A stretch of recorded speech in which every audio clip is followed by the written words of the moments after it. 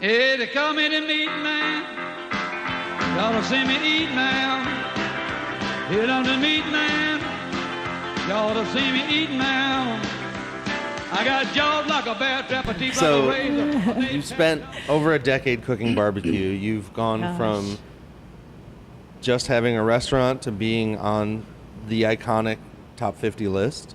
Tell me a story of, where were the challenges? What did you get through? What stands out in your mind as, the stories of that whole process? Well, one of the challenges was whenever we started the business, barbecue wasn't cool. It wasn't where people were looking at it on reviews and blogs, and Texas Monthly hadn't come through. I mean, they had been doing the top 50, but it was every 5 years, and we had just missed the mark because they came out on 2008, wasn't it? I believe so. 2007. 2008. 8 was the last issue.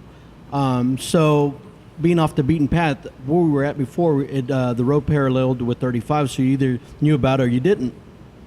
And to get the traffic out there without all the social media, and back then social media wasn't really around. Yeah. It wasn't. I guess Facebook was the only thing. If Yeah. any. So we didn't have that traffic. So the challenge was gauging how much food to cook, and a lot of that stuff at the end of the night, we would start fresh, and anything that was like the briskets, we chop it up, make chop brisket or chop beef, and then the pork, we'd make pulled pork with it, and so it was always a challenge. We were always trying to catch our tail on that end, and we would have great product, but it would sell all day, and so we'd cut back, and it was constant challenge with us being out there. So now barbecue's changed completely forever, and now you got the social media. You have folks as yourself that highlight it, which do a fantastic job, and so we get a lot of publicity, and then people are listening and watching, and that helps drive people to the restaurants now. So looking back, that was our major challenge, is not having all the social media coverage and all that. So you just kind of had to do it, and if you pay for advertisement, well, then when your money, it's out the window. That's how I would call it. Is there anything you remember that you can give a warning to some people about a waste of money for advertising? Well, there's a lot of it, and what I found over the years, what we find is there's certain programs that you can measure, and if you can't measure it, it's kind of hard to want to continue doing that kind of advertisement, because how will you know where your dollars are going and how far they're reaching when it's something you can measure via promo cards, gift cards, stuff like that. You can measure what comes back in, and so those are the programs that we stay true to. Other programs that are out there, you really can't measure what it's actually doing for your business. If it's not measured, it's not real, right? Correct. It's always going to be a perception or a thought that it's doing this much for you, and the actual numbers speak for themselves. So leading up to your first Texas Monthly list, were there thoughts of, is this the right choice? Is this the right business? It sounds like you two have had challenges between the two of you and owning the business. Were there moments where you weren't sure if this was the right idea, and then all of a sudden Texas Monthly just kind of solidified your place? Well, I've always felt in my heart that it was the right thing. My challenge was when is it going to happen? I had told my wife, we were at H-E-B and we had seen the 2008 issue, and we had just gotten in the business a year, which was 2007. So 2008, we're standing in line getting avocados and tomatoes, and I happened to look over, and this was all new to me. And I happened Barbecue is all new to us. So. Correct. Yeah. And there was the issue of the 2008 issue. Barbecue issue. Staring me in the face. So I pick it up and I start looking through it. And I'm like, man, these are the greats. I looked at her and I said, hey, we're going to be on it the next issue. Not knowing that, I was thinking it was every year, not knowing it was going to be 5 more years. And I told her, I said, we're going to be on this magazine. She looked at me. I looked at him like it was crazy. Gave me a hug, and she says, I love you. And she sighs, and she says, yes, we will. Kind of looks at me like this Pitiful guy's kind of pitiful. look. This guy's gone crazy. But fast forward, 2013, we make the issue, which was and that gave life-changing forever, wasn't it? Yes, it absolutely was. And it did give you those years to really perfect what you were doing, Yeah, to make it great. Because at the beginning, it was new to us. And trial and error. Yeah, it was completely trial and error. And so I'm really glad that they didn't come then. Yeah, you, me both. Yeah. So it gave you 5 years to be great. So what were the errors? What did you have to kind of get Oh, through my to get goodness. to the right point? The cooking times, and then one simple mistake that I made that I'll never forget. It was our first year in business, and we had this 300-man catering for Texas State, and I was cooking that morning, and the food wasn't cooking. I mean, I had fire in the firebox, and the flames are coming out. Well, I didn't realize that I had to clean the smokestack, and so there was a lot of soot in the smokestack, which didn't allow the flow to work properly. So the fire was actually coming out of the box and not into. It wasn't creating a draw per se. So, needless to say, that day we failed miserably, and that was one thing that I didn't know I was supposed to do till that day. And we didn't open our doors that day because we didn't have any food to sell, and also failed miserably of delivering the catering to Texas State, which they didn't care what I we don't were think doing. it was 300 people. I really think it was a lot smaller than that. But for you, 10 people. in your mind, it was 300 people. No, it was a big one. It was I a know big it was a one. big one, but I don't think it was that big. But I But don't think we would have taken it if it was that big. so if I could think back at that point, man, I was so miserable because I'm like, man, we failed, and I didn't have the answer. Why is this not cooking? How long did it take you to figure out that it was the smokestacks? Well, I called a couple of people, and we were going through it, and there was no mechanical in it. So I'm like, okay, it's not this, it's not that. It's very simple setup. You put the fire, it goes top and bottom, and out the smokestack. So one guy tells me, hey, have you ever cleaned the smokestack? I'm like, well, what does that mean? He goes, go check it. So I took the meat off, opened up all the doors, and sure enough, that 8-inch opening was about 3/4 full of soot. Yeah. So the flow was not there. I scraped it out, banged on the smokestack, put everything back, and there goes the draw. I'm like, oh my God. So from that day, we do it every week. Yeah. We clean our pits every week. We don't want to have fires, and we also don't want to ever encounter that problem. We did have a fire once. So there have been a few things, and kind of trial and error through it, because we didn't know barbecue. We didn't. And Trial and error, man. That's what made us. and really. learning, humidity, and oh my God, if it's humid outside, things are going to cook different. If it's Just the art, man. The everything. everyday challenge. I mean, if the wood's too green, if it's too seasoned, if it's the wind's blowing more than 20 miles an hour, if it's humid outside, if it's cold, if it's 30 degrees, if it's Yeah, 110 so many degrees. I mean, aspects. the cut of Yes. beef, the cut of the meat itself. Do you get your wood regularly from somewhere locally? Yes, Or? yes. I have some guys out of Bastrop that take care of us for the last 11 years. Nice. Yeah. Consistent. That's good. Absolutely. A lot of these restaurants, they have stories of kind of getting crappy wood until they were a little more seasoned. Well, what helps us is having the 5 acres. We're able to hold 100, 150 cords at a Wow. time without affecting our parking. That's without back there affecting, right now? Yeah. Correct. Wow. Correct. And we're waiting on a 150 cord order that we just put in. So getting How ready many to trucks wrap it is up. that? Cool. Quite a bit. Each truck will carry about 4 cords, and then if they do the double trailer, they'll bring about 10 cords at a time, which will quickly be like 10 trips or 15 trips to be 150. And so, do you worry about? I've had a few people bring up the idea of how much post oak is there out there, and I'm guessing there's a lot. Well, but there's quite a bit. Now, that's really not the issue. The issue is going to be the guy cutting it, because we have had some changes over the years, I guess, come and think about it, of guys been a bringing few the wood and then challenges, they flake out. I think that's number one issue. But as far as post oak is readily available, there's tons upon tons of acreage that still needs to be cleaned off, which gives us the post oak when they do that. But we have quite a bit of that, and it's really available. So that's another reason a lot of these guys in the business around here stick to post oak, because it's readily available, unlike hickory, pecan, those kinds of woods. I mean, those woods are out there, but it just seems like there's a almost unlimited amount of post oak in Texas. Right, and also keeps the cost down, because I mean, if I start trying to truck in hickory, well, I'm going to have to pay the premium for the travel and all that. Well, here we have guys from Bastrop, guys from Walder. We have guys from Gonzales that'll bring us firewood as well. So it's readily available. And so, do you have a curing method? You just kind of leave it out there, and it's already kind of seasoned, or? Well, we get a mixture of firewood. We get green wood and we get the seasoned wood. So the green wood, I try to have it to where we have X amount of green wood and X amount of dry wood, because everybody wants to dry wood. No one wants to wait. Right. But we have that ability there again to be able to put 10 cords of green wood and 70 cords of dry wood, And while we're depleting the dry wood, seasoned wood, we can then let that green wood cure, and it takes about 6 to 8 months, and if really longer if you want some really good seasoned wood, but at least on the bare minimum 6 to 8 weeks or months. Do you cover it, or do you have any kind of? So We it's just- just we just let seasons it- out there in the sun. Correct. Yeah, I we guess just- generally in Texas it's pretty Yeah. dry. pretty dry for the most part. I mean, we get rain. We'll go through spells where there's not any rain, and of course that helps it dry. And then you get to the spells where we do have a lot of rain at times, and that kind of. And it's never been a problem, I guess, because we identify whenever that week is coming or the forecast is coming with rain, we cover our immediate cords that we have close to the building that we're going to utilize. We'll put covers on them at that So time. they dump it back there. So these guys have to kind of keep trucking it up every We few do. days. We have an area that we have two designated areas. One that'll hold about 25 cords, and then one that'll hold however many you want to put out there. And so what we do is we put the seasoned wood up close to the building, and then we put the other wood in the back. And as that depletes, we'll get a 16-foot trailer, 18-foot trailer, go back there, load it up, and truck it up, stack it up.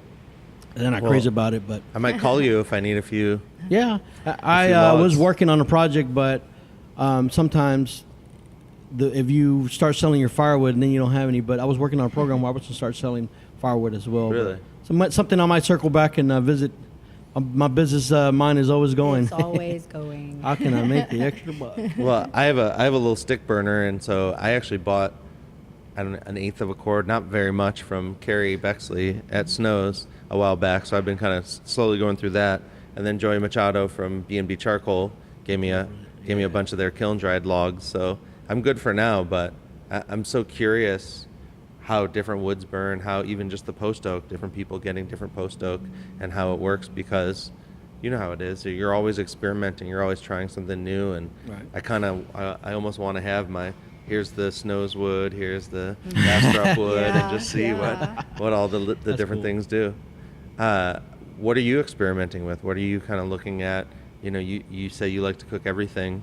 Is there something that you'll throw in the smokers because you guys like it, or? Yeah, I mean, for ourselves, I'll cook some ribeyes. Speaking of steaks you were talking about earlier, that's one of our food that we love. Michael makes the best ribeye. I'm just going to Yeah? say it. Don't say that. Don't say that. Tell us how you make the best ribeye. Well, we usually get choice or prime, depending on what Yeah, we come you have across. to. Select is tough to cook right. Oh yeah, especially on the ribeye, and I just put some seasoning, and it's an offset, so it's not a direct like you would normally cook a steak. This is an offset, and that steak will come off extremely juicy, good flavor on it. Now I do some from time to time prefer it direct, because that flame puts a little char on it, gives it that nice flavor. But it usually satisfies. Sure, you're doing kind of a reverse smoke where you cook I it don't. real slow, I or just you just Cooking cook it it hot? about 200 degrees. That's what I cook it. Open fire. Just offset, just open, no flute, just let the draw take care of it. And then depending on the thickness of the steak will determine the length of the time that I cook it. So do y'all ever do specials like tomahawks or anything like that? Not, yummy. not. Let's We do thought about doing. tomahawks. We thought about doing prime rib, or not say prime rib Friday, because at one time I wanted to do that, but thought about just doing ribeyes on Fridays, and doing a baked potato. I tell him like that our Fridays are so busy, like we run out of seating in here. I'm like, we don't need to add that on a Friday. Let's do it on a Monday. It's true. So, yeah, but Michael does make the best ribeye. We do different kind of pork chops. We'll right now we cook it on the loin, and we cut pork chop as people order it. Habanero, pineapple. We do habanero pineapple pork chops. We do a cherry pomegranate pork chop, which is excellent. But for the most part, I mean, we stick to the menu. We'll do stuff for us. We'll do little kebabs, smoked kebabs. We'll do Or stuff, stuff for the staff. Every once in a while, like Christmas, and we need to do something soon. But we'll do different little things Kind of for a them, family just meal? to little kind of family meal, and cook something still barbecued in the sense of the smoke and fire, but it's not something we have on the menu, and it'll kind of change your taste buds with different seasonings that we tinker with. I have one of the pit masters doing a big red pork rib, which is pretty cool. It is fun. Is that?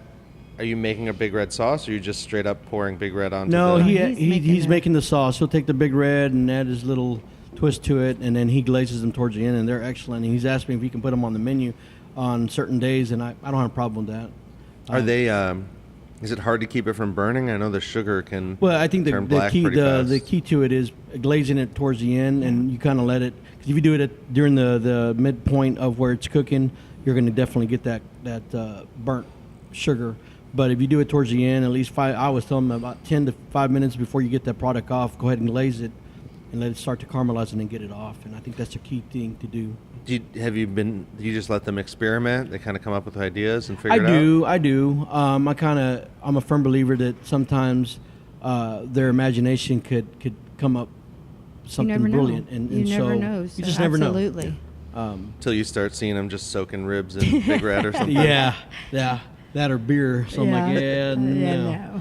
But for the most part, I told my guys, try it out, and if it's something great, get with me. We'll try it out, and maybe we'll put it on the menu. But for the most part, let's stay true to what we do. And that's one of our taglines is just preserving Central Texas tradition. That's important to us. It's our roots essentially. So. Well, it's interesting because even in Texas, what people consider barbecue changes, and a lot of people in West Texas are cooking barbecue a very different way than they are here or in Lubbock. And that's where we're from, by the way. Oh, really? Yeah. Shout out to Evie Mays. Yep. Have you been over there? No, we haven't been home. We haven't been home in, we haven't been home in 11 years, right? Yeah, That's we went crazy. home once for a funeral, and that's it. We don't go home. We were from that area, so we're like we got out of there as quickly as we could. They do. Evie Mays does prime rib dinner, so if you guys want to plan a seen that. trip, I'm I've happy seen to that. meet you out there. I've seen That'd that. be a fun party. Oh yeah, I've been on their email list since before the show started. Been a fan. Yeah. Awesome. Well, I think it's cool that they still do just send out an email, first come first serve, sign up, That is come get cool. prime That rib. is. That is cool. And Yes. it's old school in that way that, I don't mean to, I don't think this is negative, but time it doesn't pass as quickly out there. So it's Yeah. like the joints can stay a little more old school. Yeah. Because people aren't checking social media as much. People aren't working with all that stuff. They want to get the email. You're They so want right. It is the like flyers. that. They Yeah. want all that stuff. And Yeah. there's multiple places opening in Lubbock. So Really? there's actually barbecue growth in Lubbock, Wow. which is crazy. Yeah. We left Good. back there, and Rudy's had just come into town, I think. Yeah. Yeah, they came off right off the Loop 289. Yeah, because all there was County Line Barbecue. County Line. County Line. That was it, right? Yeah, that's all I There was remember. another one. I can't remember the name of it, but anyway, I think the founder just passed away about a year or two ago. Oh, and what's his name from Austin? Stevie Ray Vaughan's guy, Stubbs. Oh, Stubbs. Yeah, Stubbs. Homo Stubbs. So there's a Stubbs out there. Well, there used there to was. be. Way back in the day. I don't know if there right? still is or not, but of course they had that one and they had the one in Austin. But I know that so much Yeah, has there was changed a since Stubbs back he there. passed back when. But I want to say there was a short time. Well, that's where he started actually. So, yeah, we never got to go there. Of course, barbecue to us was grilling burgers and hot dogs. Yeah, that yeah. was Grilling. barbecue. You know, When a people lot say of you want a people barbecue, say, confuse that barbecue was and what barbecue grilling. was to us. Here we are missing out on what we're doing now. It's like, Well, in a lot of countries, when you say barbecue, it is just open fire. It's just cooking burgers. Have you seen a pretty strong international presence coming to try your food? Yes, we do have, especially during summer, we have a lot of visitors from other countries. They're very intrigued by what we do. It's so neat.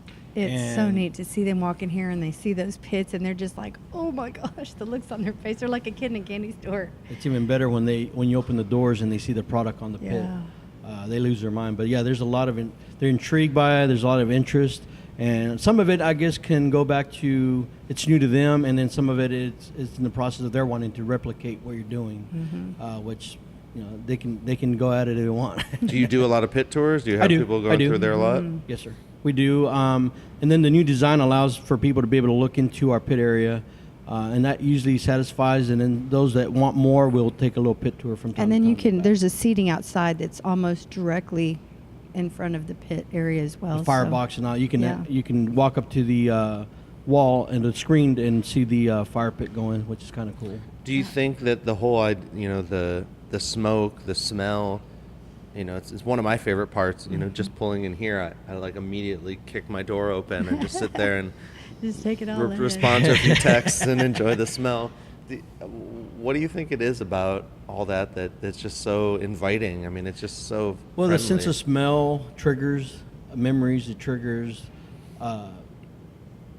thoughts, and It goes back to that family.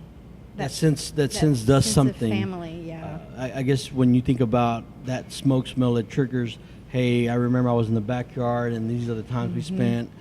So it triggers a Mm-hmm. As good feel. kids, or whatever. We were talking about that the other day. Like, oh, somebody's barbecuing, so it automatically takes you to Backyard, family backyard, time. yeah. So I think that's why it's so important, and that's why it affects people that way. People are just they reminisce on what they good memories, and sometimes it's loved ones that are no longer here, and so they hold on to that. Yeah. So I think that's where that plays a part in that feeling. Do you remember? Did your family barbecue?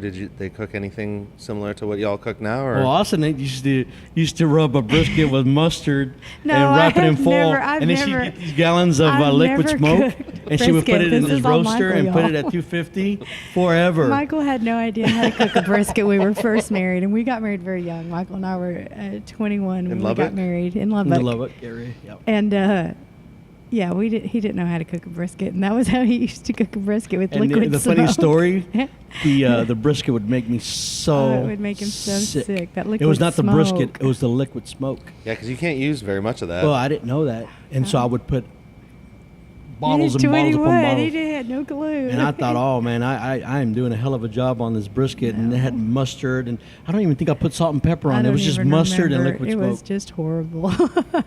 Well, I still see people, they rub them in mayonnaise before they put the seasoning on. There's a bunch of kind of wet, dry rubs that are Yeah. happening. Yeah. So Yeah. it's really interesting to see. But yeah, I think liquid smoke has a place in certain things, but one drop at a time. Oh my god. Yeah, that or liquid smoke has its place in the bottle. Yeah, in the bottle, Stayed capped there. and just left there. Oh Yeah. my goodness. I've seen it used experimentally. It's not bad.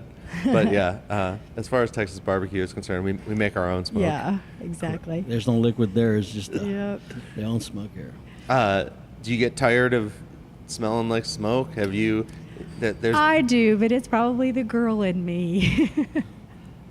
I think that every once in a while it's nice to smell like perfume and I not don't barbecue. say I get tired of it No, I don't because I think smell it and you all I do. think is money. I'm kidding. No, I don't get tired of it, but sometimes it is a nuisance because if you happen if we're going on a date night and we happen just to stop by to pick something Yeah, up. if we're going to church on Sunday and we have to come in and drop the money off, and it's like, oh, dang it, now I'm going to smell like this, and our pastor's just going to hold on to me 10 more minutes. Well, and which is kind of cool because that's the topic. She gets tired of talking about barbecue, but it's a topic. People come up to you and smell you. It's like kind of like the Febreze commercial, but it's not no, smoke. it's definitely like the Febreze commercial. People just hang on to you. Well, I'm known for staying by the pits just to try to soak up as much smoke as I can when I'm out, and I love that smell. And I just think it's interesting because you do find people that don't necessarily eat at their restaurants as much, and they get over it. But the majority of people, they still love to eat barbecue. They still love the smell. They still love all that, and I think that's really unique because most of my friends who worked in restaurants, I got a buddy who will never make a sandwich again because he worked at 5 different sandwich places in college. And so it's like, it's weird that fatigue doesn't really affect barbecue. It doesn't. I can eat it today. I can eat it tomorrow. And Me too. We But- both ate it yesterday, yeah. We ate in 11 years there for a while. For the first, and she can vouch for that. We were always here, so I would eat barbecue every day, 6 We ate days it a every week. day. Every day, and even now I'll eat it. Like I'm craving a sandwich now, brisket and sausage and all the avocados and tomatoes that go with it, and I crave it still. And I think it's cool that you sell the whole avocado, the whole tomatoes, the whole multiple different kinds of peppers. Is that a popular item? People are picking those up a lot? We were looking at sales for last year. I couldn't believe how many avocados we sold from this location. So I think what I'm going to do is take the other 2 acres and start doing my own avocados in the That'd be back. awesome. And Is Texas a good place to grow avocados? no, I don't think it is. Probably not. No, Probably it's not good soil. The soil's okay. It's a black soil, but anyway. But no, it's taking off. The popularity, at least here, it has. We got a lot of folks from Austin that love the idea. We offer the avocado, the tomatoes, the different kinds of cheeses, the different kinds of peppers. But people love it. It kind of cleans your And palate as you're that- eating barbecue, that and every concept time. comes more from Lockhart. Right, and I've right? added some other items. Yeah, and to you've it. added some other items to it, but it's just a neat combination of just not your bland, or not just your barbecue, but adding those things to it, and that avocado, and we kind of make a pico and Right. with the onion and the tomatoes, and it's amazing. It's nice to break up, it's nice to have something that can break up the heaviness of the barbecue, Correct, and I think that's where people are starting to realize that's why we do it.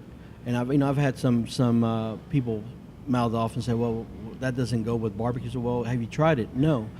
Well, don't say it doesn't go. Try it yourself. Yeah. And what you find is, as you're eating the barbecue and you eat the tomatoes, which has acid, which break up the pickles, which do the same, and the avocado, every time you do that and you take a bite of the barbecue again, it's that, oh man, the fresh new bite every time. And I guess that's why it's so pleasant. At least on my end, it is. Well, and I think that it's interesting because I was just at the Super Beef in Houston, and they were doing Korean style ribs where they smoke the ribs, but then at the very end they chop them up, cover them in gochujang, like a red pepper paste, and hit it with a torch. And I think that there's a bunch of ways that when someone says Texas barbecue, there's 1,000 things on that list. That doesn't. I mean, it means brisket. Right. It means ribs. It means sometimes chicken. But there's a lot of other things that fall under that list, and I think it's cool to see different ways that everyone expresses their version of Texas barbecue, even if it's just a subtle difference. Right. Yeah. Even just your cool smokers. I mean, that's just. It's cool to see that not everyone's lining up to get a propane tank. I think that they're great, but again, it's like there's a lot of ways to smoke meat. Correct. And it's cool I to agree. see that there's lots of different ways. You got a Bewley back there as well? Yes, we were kind of stretched out on the real estate inside, and the nice thing about the Bewley, it kind of goes vertical instead of horizontal as far as the width, so we were able to utilize it, and it's been a big help having the Bewley as well. So how much space, have you calculated exactly how much space you actually have back there to cook? I knew at one time, and I can't remember. Thousands of gallons. Yeah. Thousands and Oh, thousands. you're talking about the actual cooking space? Yeah. Yeah, it's 1 square feet. There again, I forgot, but it's equivalent to having 6 propane 1,000-gallon smokers. Yeah. Wow. What's back there is equivalent to that. Yes. Which And- it almost seems like that's barely enough to feed 400 people. Well, and that's the thing. We sometimes have to pull the trailer up front to kind of, whenever we have those heavy summers, we have to pull those pits from the back to kind of help carry the weight of the demand. Yeah, so that puts us another 1,000-gallon, because there's 2 500-gallon tanks back there on that trailer, and sometimes we have to bring those up here. We have a couple of things we're working on bringing in those old 3 pits that we had at the old place, and kind of bringing them on and making them part of the family again, because they're right now sitting there getting weathered. Yeah, it sounds like you guys could just have a whole back lot of pits and keep them running. Yeah. Keep yeah. them running. And sometimes we need them, especially during the holidays and during the my summer. goodness, yeah. We can definitely. There's that one pit when you're driving out towards Houston near Brenham. You know that what I'm I talking thought about it, and I really gave it a good thought. I said, man, Very that would, overpriced. yeah, it was. And my son has a CDL, so I'm like, man, we can drive around and we can cook. We can be the big old barbecue joint on wheels. Man, I took the math and I broke it down, and I really thought about it, but it was a little overpriced, yes. The price is crazy, but I think it's cool, and I think it would be really interesting to see. Iconic, yeah. Even if you wanted to build your own, just have a giant, a 3,000 we foot used to long. have this crazy massive pit, and it just you had it. Well, I think what happened is we waited too long, and I have pictures of that. I'll show you offline. But we waited too long, and so whenever we opened the doors here, it was taking up quite a bit of room, and we could not get the flow dialed in, and it was all over the place. And we got impatient because the demand, people didn't care what you were doing. They wanted barbecue. And so we kind of panicked, and I said, you know what, overnight I said, let's tear it down, let's get pits that will do the job. And I just got frustrated, and we're so busy that I didn't have time to tinker with it, and I got rid of it. It's in somebody's backyard somewhere. I'm not sure where, but it was called El Chingon. It was an entire backyard. massive. That thing is huge. And it kind of sucks because I kind of wish that I would have had the time to tinker with it because I think we could have made some adjustments and could have got the flow right, but we ran out of time.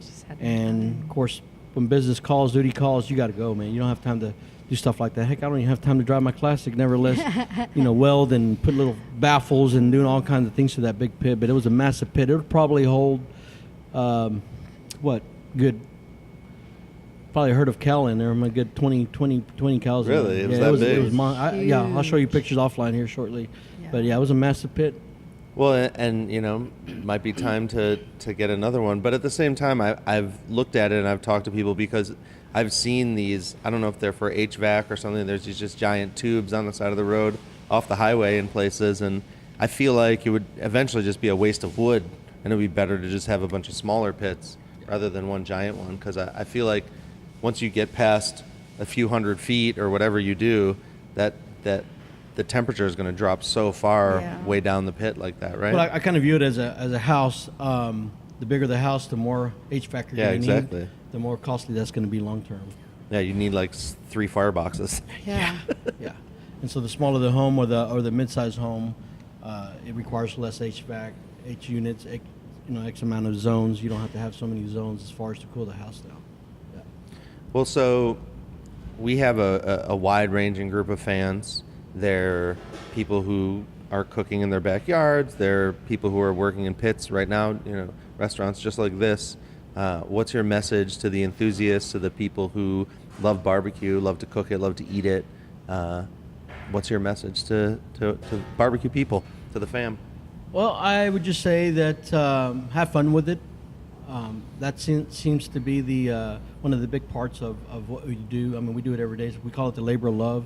Just have fun with it. Have fun with it. Don't beat yourself down. You'll learn as you go, and then there's a lot of tips out there that you can watch on YouTube that help out quite a bit. We didn't have that. Yeah, exactly. So just have fun with it and plan properly. Forever, folks, what would take place, at least when I started cooking for ourselves in the backyard, and I see this happen quite a bit, the dad decides to just go ahead in and start cooking a brisket. Well, he wants to feed his family at 12. He's putting the brisket on at 9, and then you have the family coming down. Is it ready yet? Is it ready yet? And then he starts stoking up the fire because he's feeling the pressure from his family, and then next thing you know, he ruins a brisket. So I think proper planning is important, and then, of course, having fun along with it is important. Yeah, that's good advice. A few guys have said on the show, I asked that question a lot, and a few guys have said, burn a few briskets, undercook a few briskets, just keep cooking briskets. Yeah. Yeah, have fun with it. Yeah. And then take note. That way you don't repeat twice, because after a while, those burning briskets... Those get expensive. Yeah. Well, wise words from over 10 years of experience. Yes. Thank you, guys. Yes, Thank sir. you. And hopefully we'll get to have a little snack here as well. Absolutely. Yes. All right. Awesome. Awesome. Thank you. Appreciate it. Thank you. Hey, they call me the meat man. Y'all see me eat now. Hit on the meat man. Y'all see me eat now. I got jaws like a bear trap, a teeth like a razor. I made tack tongue with a sensitive taster.